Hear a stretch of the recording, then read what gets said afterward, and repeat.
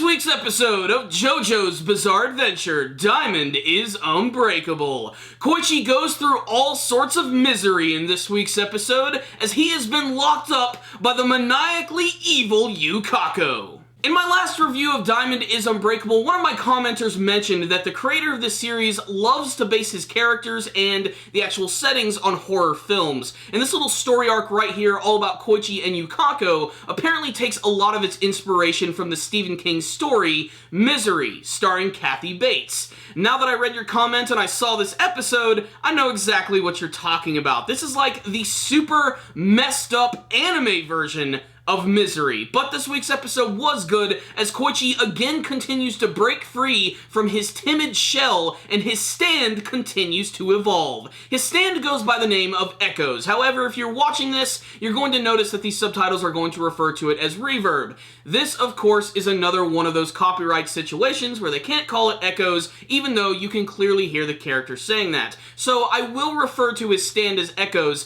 from this point on. And Echoes goes through a pretty big change in this episode. You see, throughout most of this one, Koichi is still trying to figure out how to escape from Yukako and her psycho bitch ways. And he goes about it in a number of interesting ways. First, he tries to go to this payphone, which is just right outside the house, but of course that's exactly what Yukako is thinking. However, he does manage to sneak up on her when she is using the phone, which allows him to use Echoes to put this little like mark on her hand, which is going to create a lot of noises, dial the phone for her, and even get in touch with Josuke and Okuyas, who unfortunately, again, are basically just second fiddles in this episode. They're just sort of there in the background. Yet, at the same time, I'm not disappointed, because Koichi is freaking awesome. This guy always manages to get cooler with just about every episode, and even after realizing that Josuke and Okuyas aren't going to be there for quite some time, he still manages to do a pretty good job by holding up in the house, barricading the door.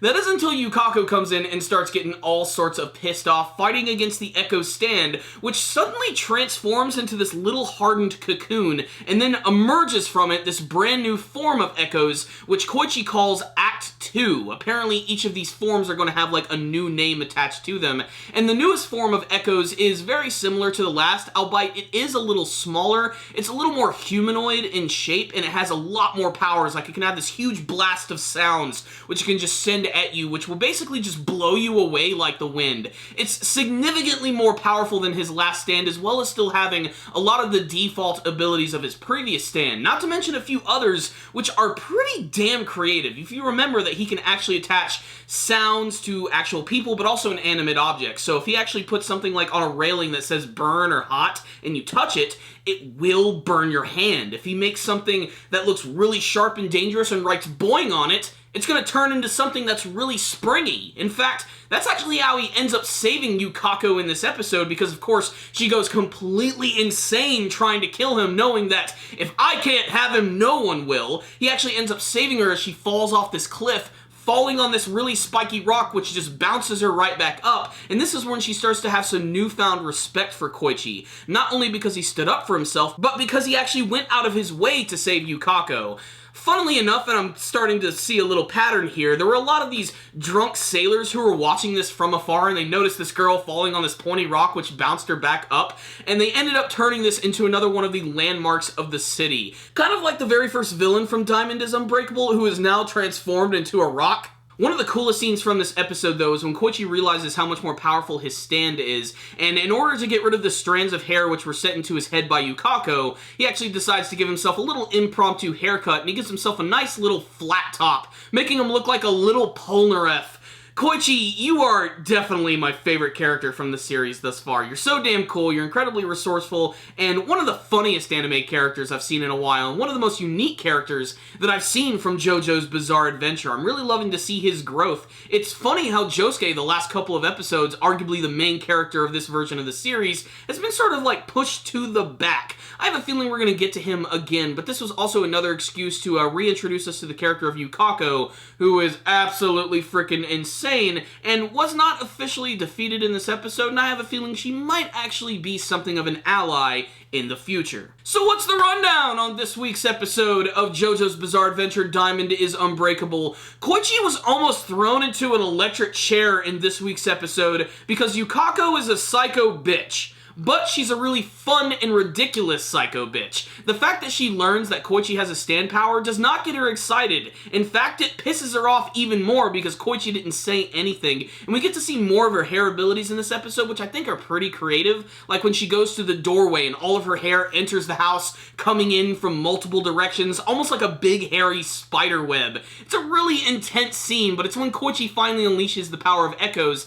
that things finally start to work out in his favor. Koichi is just such a great character. He's grown so much since the first episode, and that's saying a lot. Now, to me personally, this was not my favorite episode of Diamond is Unbreakable. I'm sort of ready to get back to the main story, but I am enjoying all of these weird, ridiculous characters that they're introducing. Not to mention, we're getting a pretty big tour of the town of Morio, getting to see all of its various distinctive landmarks, and I have a feeling we're going to be spending a lot of time in this city, so we might as well get used to it and get to know it, and this was a great way to do that. Like I said, one of my commenters mentioned that this was very much like Misery. It is very much like that in many ways. The only difference is Koichi isn't having a block of wood stuck between his legs with Yukako actually smacking it with a sledgehammer. I think that would have taken it into a slightly dark territory. However, they have the power of stands, which definitely makes up for all of that. Tons of action in this week's episode, as well as cool development in the evolution of the Echo stands. This one right here was pretty damn great and had a lot of creativity behind it, which is arguably one of the best things about JoJo's Bizarre Adventure. It's just starting to sort of get away from the whole just punch the bad guy to death to doing a lot of really unique things, and I really love that a lot, and it continues to do it with that classic JoJo style. So I'm gonna give this episode right here a 5 out of 5. I really loved it. I loved it even more than last week's episode, and Koichi just continues to surprise me with how much of a fun, amazing, non-stereotypical character that he is. He's constantly going through, like, growth and different haircut styles, and I can't wait to see which ones he's going to adopt next, and even more so, I can't wait to see if his stand is going to evolve even more. I have a feeling that it's going to do just that. So, great episode right here. Check it out, JoJo fans. You might see something you like. But if you did watch this week's episode, please tell me what you thought about it in the comments section below. Did you like it? Did you hate it? Tell me why. Did you have a favorite scene from this week's episode? Did anything make you laugh? What did you think of the brand new form of Echoes? Is it going to evolve again? And if it does, what type of powers do you want to see it actually have? And what do you want to see from the rest of Diamond is Unbreakable? Please tell me in the comments section below. You guys are so kick-ass. Thank you for watching this video. If you want to help support Super Kami Guru 9000, you can do that by simply watching our videos, commenting on them, sharing them with your friends, and of course, smacking that like button right down below. You guys should also check out all the cool links we have in the description box below, as well as our weekly podcast series, The Powerful Nerdcast. It's pretty freaking life-changing. Make sure to check that out. Thank you guys again for watching, and as always, stay dandy, baby!